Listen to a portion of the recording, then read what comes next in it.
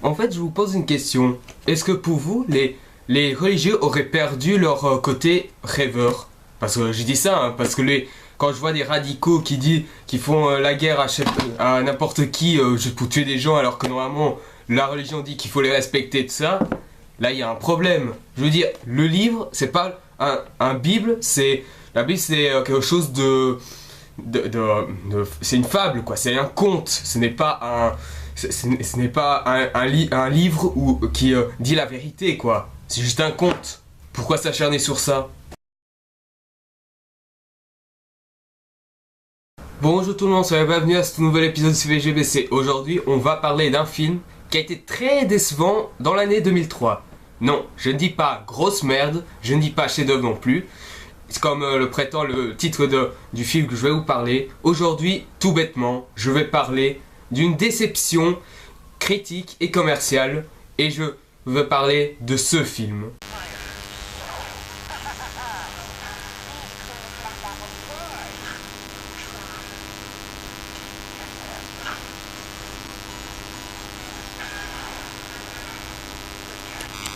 The Cat in the Hat, ou en version française, Le Chat Chapeauté, sorti en 2003, réalisé par Bo Welch, qui est le directeur artistique des Men in Black et de SOS Fantôme. Pour ceux qui ne savent pas c'était qui le directeur artistique de ces films, ben c'est lui.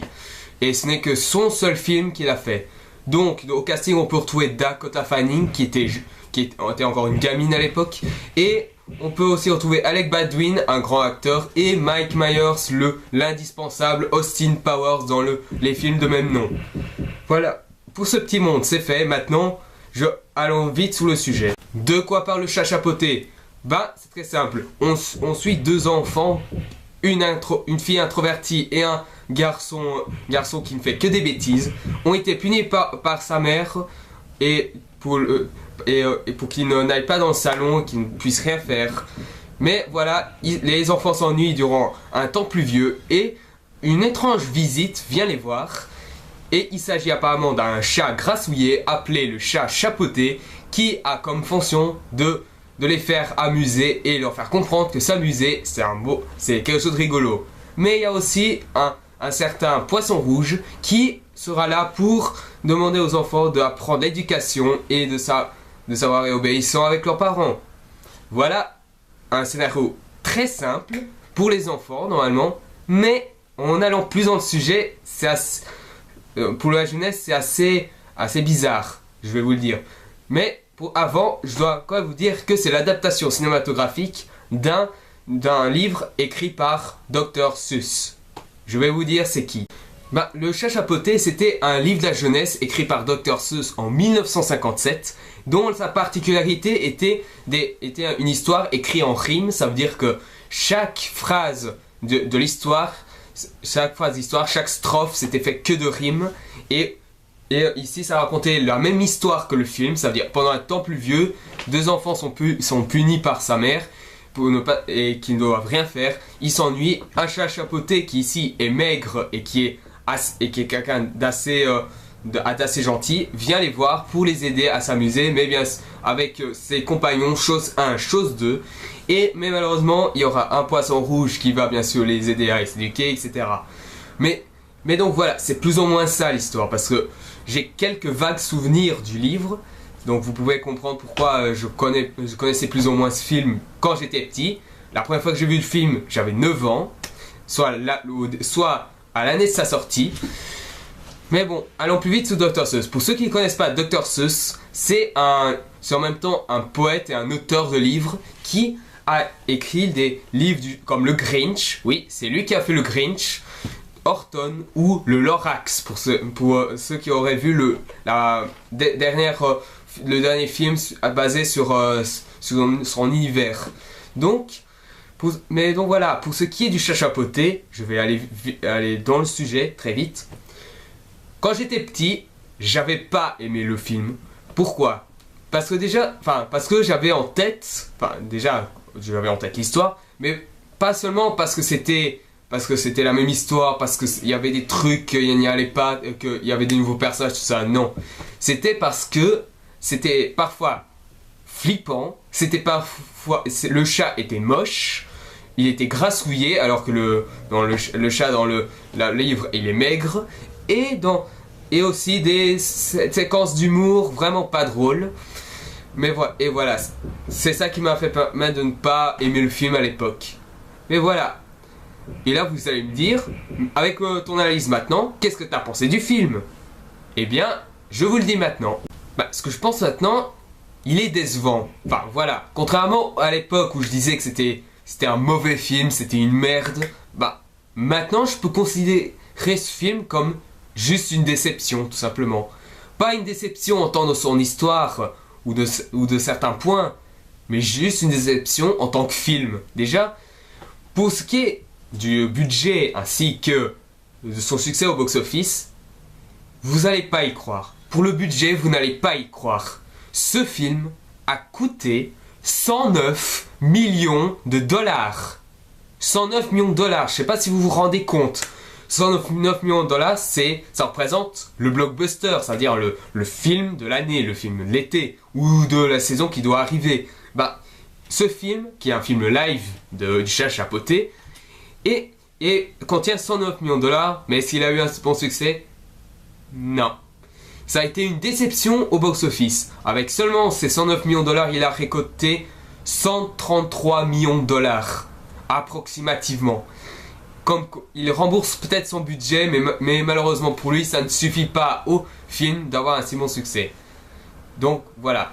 Et même la veuve, je veux dire bien la femme de Dr Seuss, quand il a vu le résultat, elle voulait que plus aucune autre adaptation live de l'univers de son mari ne soit mis au cinéma. Et puis, il aurait dû avoir une suite au chat chapeauté de Bo Welch. Malheureusement, à cause de la déception au box-office, cette suite n'est pas venue. Mais, je dis bien mais, on compte faire un remake du chat chapeauté en version CGI, ça veut dire en motion capture si vous voulez. Pour l'instant, il n'y a rien qui est encore prévu pour la date ou pour les acteurs ou même pour la sortie, donc affaire à suivre. Ce film, en plus de ne pas avoir été un succès au box-office, a eu des critiques extrêmement négatives. Alors ça peut choquer certains parce que ce film a beaucoup mitigé le public en France. Parce que j'ai essayé d'aller voir dans le site d'Allociné, les critiques sont très mitigées. Mais ils ont tous été d'accord sur le fait que le chat était mal fait. Donc voilà. Mais il a reçu au moins plusieurs nominations aux Razzie Awards. Et un vainqueur pour une catégorie, mais c'est vrai. Mais attention quoi, niveau le nom, faut y aller fort quoi. Enfin, je connais pas par cœur les nominations, c'est écrit dans ce post-it. Parmi les Razzie Awards en 2004, oui, il a été nominé en 2004, il a eu le pire film, pire couple à l'écran, pire second rôle masculin pour Alec Baldwin, pire acteur pour Mike Myers, pire scénario, pire réalisateur pour Bo Welch, et il a été vainqueur du pire ersatz du vrai film. Attends un peu. Quand pire ersatz de faire vrai film? Attends, je vais faire un cut, je vais chercher quelque chose dans le dictionnaire moi. Ersatz. Ce qui remplace quelque chose ou quelqu'un sans le savoir. Sérieusement, un ersatz pour ce film. Franchement, je vais vous dire un truc. En quoi ça change l'œuvre originale. Je veux dire le scénario du film, c'est le même que le livre. Comment pouvez-vous dire que c'est un ersatz, que le scénario a changé? À la limite que vous pouviez dire que le physique du chat est différent dans le film que dans le livre. Mais là, dire que c'est le film live, franchement, mais c'est n'importe quoi. Je veux dire, si on mettait un film... quand on voit le film, si on le mettait... malgré les Razzie Awards que vous donnez, soi-disant, que vous le mettez dans un film live ou dans un dessin animé, ça ne changerait à rien, quoi. Et franchement, les Razzie Awards... Je ne sais pas c'est qui présente les Razzie Awards, mais quand je vois qu'on nomine des films comme Blood Rain de Uwe Boll ou Little Man de Kinitivori Giants, et qu'on voit que c'est la jeune fille de l'eau de M. Night Shyamalan qui est plus mature est meilleur que ces films, qui reçoit le prix. Franchement, les mecs, ils ont une intelligence extraordinaire, quoi. Je veux dire, c'est qui qu'on les embauche où ces gens? Dans une abattoir ou dans l'asile des fous? Voilà, voilà ce que j'ai à dire à propos des Razzie Awards. Bon, moi, c'était un peu hors sujet, mais je l'ai dit. Mais bon, soit. Je vais quand même dire les points négatifs du film directement, parce qu'il a quand même des points positifs, quoi. Je veux dire, le film, il n'est pas si foiré que ça, en fin de compte, je veux dire. Il m'a déçu, mais il n'est pas si foiré que ça. Par exemple, niveau point négatif, je peux souligner, c'est certains effets visuels, je dis bien certains, parce que de général, les effets spéciaux sont bien, mais surtout 109 millions de dollars, voilà. Mais voilà, je trouve que certains ne sont pas exceptionnels non plus, je veux dire. Je prends par exemple la peinture. À un moment, il y a une scène où un four explose, où il y a plein de peintures mauves qui sortent. J'ai regardé la couleur, ça faisait un peu toc. C'est comme si on savait à l'avance que cette peinture, elle appartenait déjà au décor. Donc c'est vrai que ça fait un peu bizarre quand on la regarde. Puis, l'autre effet spécial que je trouvais assez mal fait, c'est celui du poisson rouge. Je veux dire, je veux bien que 109 millions de dollars, je veux bien d'accord que les effets spéciaux sont bien de ça, mais je trouvais les effets spéciaux du poisson assez trop pixelisés. Les effets visuels sont trop visibles sur ce personnage. Mais bon, après pour cela, voilà. Mais il y a encore un autre truc comme critique négative, je dois y revenir. Ensuite, nous avons comme autre point négatif, c'est l'humour qui n'est pas toujours drôle. Enfin, ça me fait chier parce que quand même, le chat chapeauté, même si c'est un livre pour la jeunesse, il y a quand même un peu d'humour dans le livre également. Dans le film, ils essayent de faire rire. Là, je suis content. Je veux dire, au moins qu'ils tentent quelque chose, même si le film n'est pas extraordinaire. Mais voilà, le problème, c'est que l'humour est mitigé. C'est-à-dire, il peut te faire rire, comme il ne peut pas te faire rire. C'est comme ça, je veux dire. En tant que Mike Myers, voilà, je veux dire, j'ai rien contre lui en général, je veux dire. Mais Mike Myers, voilà, ce n'est pas voilà, c'est pas quelqu'un qui est, c'est pas quelqu'un qui transcende beaucoup de choses, je veux dire. Quand j'ai vu dans le film, c'était un peu une reprise d'Austin Powers, quoi, je veux dire. Quand on le voit, ceux qui connaissent Mike Myers par Austin Powers, vous voyez le chat chapeauté, c'est une reprise de Austin Powers. Sauf que bien sûr, il est dans un autre personnage. Ah, mais voilà, après voilà, vous pouvez dire ce que vous voulez, mais pour ma part, je trouvais que c'était une reprise d'Austin Powers. Et moi, voilà quoi. Mais voilà, après il y a aussi quelques gars qui m'ont un peu fait sourire, comme par exemple le moment où le chat il utilise la robe de la mère des enfants pour nettoyer la peinture. Et à un moment, il fait comme ça. Voyons mes enfants, la robe était déjà moche quand elle l'a achetée. Ce passage il m'a fait délirer, franchement. Quand j'ai vu ça, je me disais, si on me faisait un clip vidéo avec de la musique, tu mets cette phrase dans une musique, c'est juste énorme quoi. Mais bon, après, si j'ai un autre point négatif à dire, ce serait le contenu mature. Ok, je veux bien, mais en soi, le chat chapeauté, c'est pour les enfants. Et un contenu mature ne peut fonctionner s'il est bien utilisé. S'il est mal utilisé, ce qui est le cas dans le film, ça te dégoûte plus que de te faire rire. Et je vous dis qu'il y a quand même quelques scènes dans le contenu mature qui te fait remonter l'estomac, quoi, je veux dire. J'ai pas envie d'aller dans les détails, il faut juste voir le film pour le comprendre. Donc voilà. Le dernier point négatif que je peux dire, c'est que le scénario, malgré des bonnes intentions, malgré qu'il soit très fidèle au livre, il n'est pas marquant. C'est comme The Prodigies, mais là où Prodigies, c'était une claque visuelle et technique et dont le scénario était formidable, le problème c'est qu'il n'est pas marquant contrairement à l'œuvre originale. Et le chat chapeauté, malheureusement, il n'échappe pas à la règle. Et ça fait un peu chier, sachant quand même que Bo Welch a fait tout le minimum syndical pour faire ce film. Si j'ai aussi un autre point négatif à dire, bon, c'est vrai que celui-là, je l'ai mis un peu à côté, c'est les acteurs. Parce que je veux dire, les acteurs ne sont pas toujours justes dans le film.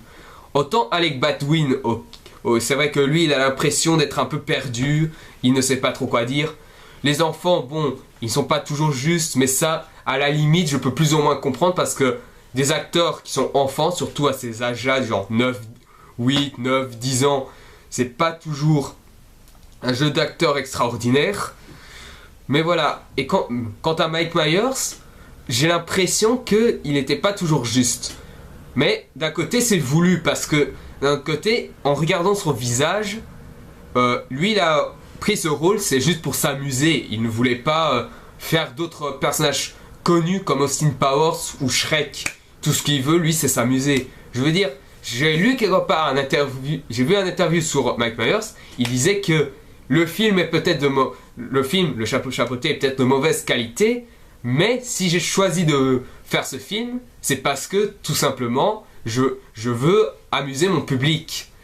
Et voilà, je veux dire, Mike Myers, c'est un comédien qui est sympa, je veux dire, en soi, il est sympa. Et dans Austin Powers, quand on le regarde dans Austin Powers, même si tu sais qu'Austin Powers, il est un peu saoulant dans son côté pervers, malgré ça, il est sympathique. Malgré ça, idem pour Shrek, même si c'est quelqu'un extrêmement égoïste, surtout dans le premier, et qui n'est pas, c'est quelqu'un qui ne s'ouvre pas aux autres, voilà, ça reste quand même quelqu'un de sympathique. Et même s'il a des petits Shrek a des défauts au fur et à mesure des films, il est sympathique malgré ça. Mike Myers, c'est quelqu'un qui, même si ses films, les films dont il apparaît ne sont pas toujours justes, il va dans ses films, c'est juste pour s'amuser, rien d'autre. Enfin, je parlais à un moment du contenu mature, maladroit. Mais ça c'est vraiment pas pour rien. Je veux dire, pardon. Le contenu mature, je vais juste dire, enfin, 2 scènes en passant comme ça. À un moment, il y a le chat, il se met presque en position du genre, allez vas-y enfonce-moi un piquet dans le cul. Ok. Et là, à un moment, je voyais un détail que c'était vraiment atroce. On voyait à ce moment le cul du chat. Le cul du chat, c'est un autre truc, mais on voit à ce moment le cul de Mike Myers dépassant du costume du chat. Je veux dire, le pantalon était du chat. J'ai vu le costume, c'était un pantalon et le reste c'est un genre de manteau comme ça. Le pantalon était abaissé et on voyait le cul de Mike Myers. Je veux dire, ça pour un enfant, c'est très choquant, je veux dire. Et ça, c'est vraiment une connotation sur le cul. Et dans un film pour la jeunesse, même si ce n'est pas caché, c'est maladroit, je veux dire. Mais bon, il y a aussi un autre truc que j'ai laissé de côté aussi. C'est à un moment, tu vois, on voit le chat qui prend une photo voyant la mère des enfants. Et à un moment, en croyant qu'elle est jolie, le chapeau, enfin, j'ai oublié de dire que le chapeauté, il avait un chapeau à rayures blanc et rouge. Le chapeau, il fait bang. Et quand il a fait ça, ça me faisait directement penser, ah ouais, en fait, le fait que le chapeau, il s'est agrandi, c'est comme si c'était la bite d'un homme qui était en place, quoi, je veux dire. En place du genre, je veux la baiser. Ouais, dans un film pour gosses, c'est assez horrible, quoi, je veux dire. Mais bon, soit. J'ai parlé des points négatifs et j'en ai laissé beaucoup de côté, j'en suis désolé. Mais maintenant, voilà, je vais quand même passer sur les points positifs, qui font que ce film n'est pas aussi raté comme on l'espérait, et encore moins pour les nostalgiques critiques, mais ça, c'est une autre histoire. Parmi les points positifs que je peux donner, c'est que la réalisation du film est simpliste, certes, mais elle est belle, quoi. Je veux dire, moi, quand j'ai vu le film, récemment, je trouvais que le film était assez beau à regarder, je veux dire. Il y a certains paysages, il y a certains effets de lumière qui sont assez bien faits. Les décors, bon, c'est vrai que ça fait un peu toc, mais en soi, ce style un peu coloré ne me dérange pas. C'est pas si moche que ça. Ça fait moins toc que dans Astérix et Obélix au service de Sa Majesté. Celui-là, il m'est resté beaucoup dans le cul. Mais voilà. Ce film, quand même, il a des décors, il a une direction artistique assez belle. D'un côté, sachant que Bo Welch est en même temps un directeur artistique, comme quoi, voilà. Ensuite, comme autre point positif que je peux donner, la fidélité du support d'origine. Mais d'un autre côté, pour ceux qui gueulent à propos du fait que ça n'a rien à voir avec le livre, vous êtes loin de la vérité. Parce que tous les passages obligés sont là, je veux dire. On a le temple vieux, on a les enfants qui s'ennuient, on a le chat chapeauté qui vient faire coucou, il y a les choses 1 et choses 2, il y a le fait de s'amuser qui part en délire total, il y a les enfants qui chassent le chat chapeauté, chose 1 et chose 2. Ensuite, tu vois le chat chapeauté arriver qui s'excuse avec une machine qui range toute la maison qu'il a mis en désordre. Puis il y a la mère qui arrive, qui demande quand ça s'est passé, et voilà. Voilà, après ils sont contents, fin. Donc voilà quoi, je veux dire, il n'y a pas de quoi gueuler quoi, je veux dire, la chronologie du livre il est là, seulement, voilà. Je vais vous dire, j'ai lu le livre, la durée c'est 15-20 minutes. Enfin, c'est 15-20 minutes, je ne sais pas si vous vous rendez compte, mais mettre un copier-coller du livre au cinéma, ce ne serait même pas un film, ce serait un court-métrage, tout simplement. Et faire un film d'1h30 plus ou moins, c'est assez favorable parce que on a voulu avancer un peu plus certains passages complètement loufoques et aussi de faire découvrir d'autres passages qu'on n'a pas vus dans le livre. Et aussi de permettre, avec des nouveaux personnages, d'essayer d'agrandir un peu plus l'histoire. Donc voilà, je veux dire, il n'y a pas de quoi gueuler. Si vous franchement, franchement maintenant les fans c'est n'importe quoi, je veux dire. Maintenant ils gueulent pour tout et n'importe quoi. Même pour une petite différence, une petite différence de rien du tout, ils s'en foutent. Ils trouvent que le film ça va être d'une daube. Non mais franchement, c'est quoi ça? Vous êtes des fans ou des fanatiques? Maintenant que j'y pense, je vais vous faire la différence entre un vrai fan et un fanatique. Aujourd'hui, en même temps, je vais vous présenter un film réalisé par Tony Scott, le défunt Tony Scott, qui a fait un film qui a été très sous-estimé par la critique et qui fait bien la différence entre un fan et un fanatique et qui montre le fanatique cru comme beaucoup de gens le sont. Il s'agit du film Le Fan de Tony Scott en 1996 avec Robert De Niro et Wesley Snipes. Le résumé simple, c'est que Robert Jr. interprète un supporter fanatique d'un joueur de baseball qui est Wesley Snipes. Mais voilà, au moment où la réputation du joueur commence à se ternir, commence à s'affaiblir et qui va être remplacé par un autre, Robert De Niro ne supporte pas ça et il tombe dans une telle rage qu'il commence à tuer des gens. En fait, ce film, si vous ne l'avez pas vu, voyez-le au moins une fois. Ce film, fait vraiment la différence entre le vrai fan et le fanatique. Le fan qui accepte des différences, mais qui ne supporte pas certains trucs, mais qui ne juge que quand le résultat final est là. Et le fanatique qui ne supporte aucun changement et qui préfère rester comme ce que la base devrait être. Sauf, voilà. Je veux dire, ce que veut dire Tony Scott dans ce film, ce n'est pas bien sûr, si vous êtes fanatique, si vous n'aimez pas les changements, vous allez tuer des gens. Non. Tony Scott, ce qu'il veut dire là, c'est que si vous vous prétendez des fans, si vous aimez un univers, si vous aimez quelque chose, même si la différence, vous devez au moins vous dire que même si vous n'avez pas aimé, ces différences peuvent donner quelque chose, peuvent valoir quelque chose.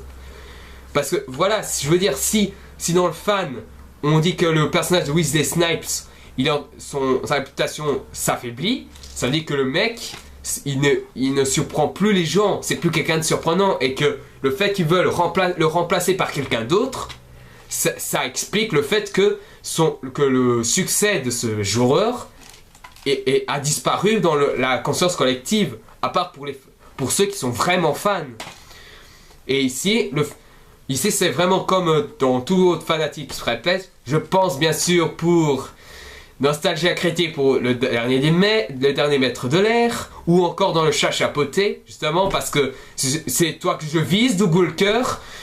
Parce que là, franchement, tu critiques même pas le film, t'es juste en colère parce que il y a quelques différences dans le film, c'est tout. Franchement. Parce que moi aussi, j'étais un fanatique à l'époque. Et vous voulez savoir pourquoi? En fait, j'étais fanatique à l'époque, c'était à cause du reboot de Spider-Man.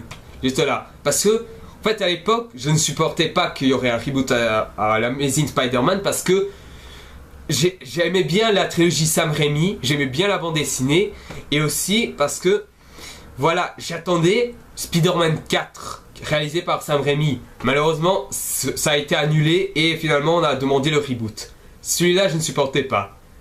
Mais un jour, mon père a acheté, il a acheté Le Fan, je suis allé le voir, et finalement, après, je suis allé voir le reboot de Spider-Man, et finalement, je dis, ouais, même si il est moins bien que la trilogie, même si il y a des différences, même s'il est un peu fidèle à la bande dessinée, même s'il est moins couillu, voilà, il n'est pas aussi rageant que ça.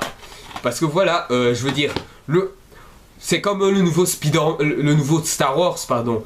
Tu ne peux pas gueuler si tu n'as rien vu, si tu n'as aucune preuve, si tu n'as pas le réalisateur, si tu n'as pas les acteurs, si tu n'as pas le scénario, et que tu n'as pas vu le film, tu ne peux pas gueuler. C'est idem avec Ben Affleck pour Batman, je veux dire. Vous n'avez pas encore vu Ben Affleck à l'œuvre, donc vous ne pouvez pas gueuler. Alors cette pétition, la pétition pour interdire Ben Affleck de faire le rôle, ça ne servait à rien, mais juste à rien. Et idem pour Man of Steel, quoi. Je veux dire, beaucoup de gens ont gueulé sur le film parce que, ouais, Zod, il n'est pas habillé comme ça. Le costume Superman, il n'est pas habillé comme ça.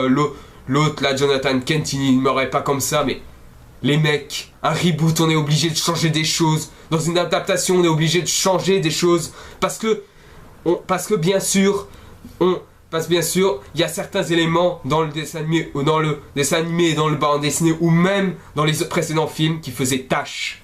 Et si ces différences donnent quelque chose, au moins s'ils donnent quelque chose, ça ne sert à rien de gueuler. La mort de Jonathan Kent se fait tuer par une tornade, et alors le costume de Superman n'a pas le slip rouge, et alors Zod, il a une armure, et alors ça change quoi? Voilà, même dans le chat chapeauté, ça sert à rien de gueuler. Le seul truc que tu peux à la limite gueuler, c'est le physique du chat, mais sinon c'est tout, quoi. Je veux dire, le film, il respecte l'œuvre originale. Et quand j'entends dire que le chat chapeauté c'est du même niveau que le Fils du Masque, non. Le Fils du Masque n'a rien à voir avec le Masque. J'ai fait une petite analyse rapide sur le Fils du Masque, mais tout ce que je peux dire c'est que ce n'est pas un film de Masque. Parce que le Masque, déjà, ça s'intéresse sur le personnage qui a été joué par Jim Carrey, et qui, en plus de ça, c'était en même temps un mélange de contenu mature et de film pour enfants. C'est ce que bien sûr le chat chapeauté a voulu entrer, mais qui malheureusement, voilà, en essayant de se rapprocher de The Mask, il a échoué, c'est tout. Donc voilà, il n'y a rien à gueuler. Vous pouvez détester le film, mais vous pouvez pas gueuler pour des détails, c'est tout. Donc maintenant, si vous voulez bien, je vais continuer la critique du film. Après, c'est vrai que dans certains nouveaux personnages, c'est vrai qu'ils ne sont pas toujours assez bien exploités. Par exemple, il y a un truc qui faisait un peu penser à Tim Burton, c'est que la clé pour ouvrir une caisse, c'était un espèce de crabe métallique qui ouvrait les coffres et qui parle bien sûr.